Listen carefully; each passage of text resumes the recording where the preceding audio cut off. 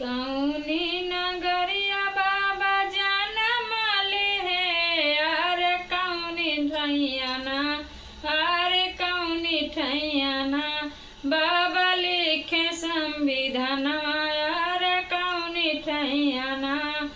कौनी नगरिया बाबा जनम ले है अरे कौनी ठैयाना अरे कौनी ठैयाना बाबा लिखे संविधान हो कौनी ठैयाना बाबा लिखे संविधान हो कौनी ठैयाना माहू नगरिया बाबा जनम ली है अरे दिल्ली ठैयाना अरे दिल्ली ठैयाना बाबा लिखे संविधान अरे दिल्ली ठैयाना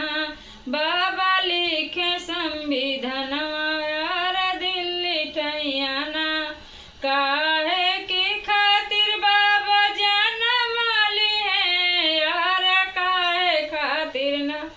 अरे काहे खातिर ना बाबा लिखे संविधान हो काहे खातिर ना